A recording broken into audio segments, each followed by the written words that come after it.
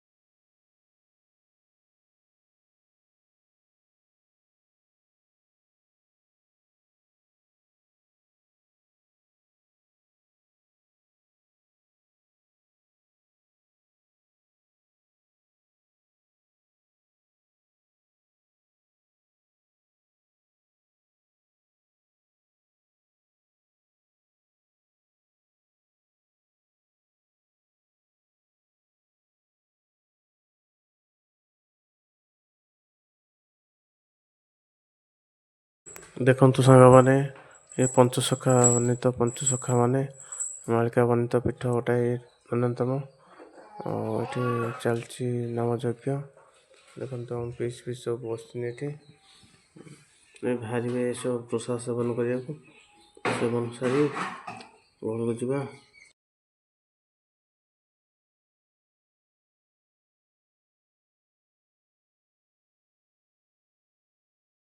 ଏବେ ପାଲ ପଡ଼ିଲାଣି, ଏ ପ୍ରସାଦ ସେବନ ଆରମ୍ଭ ହୋଇଯିବ। କିଛି ଲୋକ ବି ସେକରେ ବସିଗଲେଣି, ଏକରେ ପାଲ ପଡ଼ୁଛି। ଆମେ ଏଥର ବସିବୁ, ସେକରେ ଆମ ଦେଇ ପିଇସି ବସିବେ। ଏଇ ଯେଉଁ ଅନ୍ନ ବଢ଼ା ହେଇଗଲା। ସାଙ୍ଗମାନେ ରଖୁଛି, ଜୟ ଜଗନ୍ନାଥ। ପୁଣି ଆଉ ଗୋଟେ ବ୍ଲଗ୍ରେ ଦେଖାହେବ। ଆମେ ଖାଇକି ବିଦାୟ ନେଉଛୁ। ଯଦି ଭଲ ଲାଗେ ଭିଡ଼ିଓଟି ଲାଇକ୍ କରିବେ, ସେୟାର କରିବେ, କମେଣ୍ଟ କରିବେ। ଜୟ ଜଗନ୍ନାଥ, ଜୟ ଜଗନ୍ନାଥ।